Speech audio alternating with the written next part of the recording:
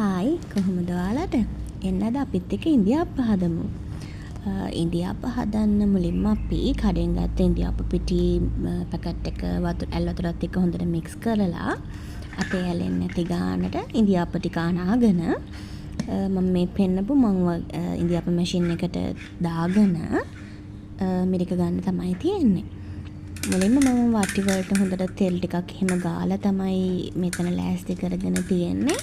මොකද නැත්තම් අපි ඉන්දියාප්ප මිරිකුවාම ඒක ඉන්දියාප්ප තැම්බිලා අපිට ඒකින් ඉන්දියාප්ප ගලව ගන්න බැරි වෙනවා.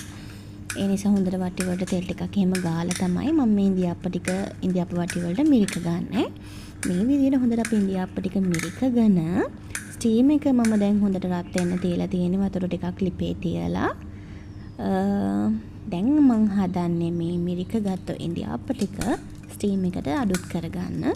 ස්ටීම් එකට අඩුත් කරගත්තන් පස්සේ රත් වෙච්ච වතුර එක උඩින් අපි ස්ටීම් එක තියලා ඉන්දියාප්ප ටික හොඳට තඹ ගන්න තමයි තියෙන්නේ. ගොඩක් අය හිතනවනේ ඉන්දියාප්ප කියන දේවල් හදන්න කරදරයි, කඩෙන් ගන්න එක ලේසි කියලා. මට නම් හිතෙන විදියට ඉන්දියාප්ප ගෙදර හදාගන්න එහෙම වැඩි වෙලාවක් යන්නේ නැහැ. කරදරේකුත් නැහැ. ඒ වගේම ගොඩක් රසට ගුණට අපිට ඉන්දියාප්ප ගෙදරදීම හදාගෙන කන්න පුළුවන්.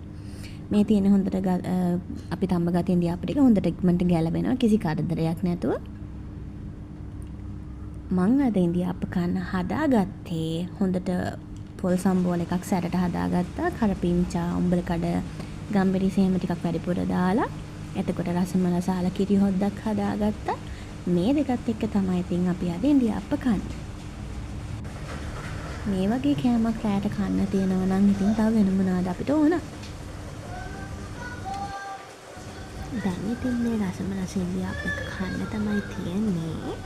මේ ඉන්දියාප්ප එක බෙදා ගන්න වෙලාවේ අපේ බකා වොෂ් දාන ගමන් සින්දු කියනවා ඇඟ සෝද කෑග ගහ. ඒක ඉතින් ගණන් ගන්න එපා ඔයගොල්ලෝ. ඔයගොල්ලන්ට ඒ සද්දෙත් ඇහෙන වැඩි බෑග්ග්‍රවුන්ඩ් එකක.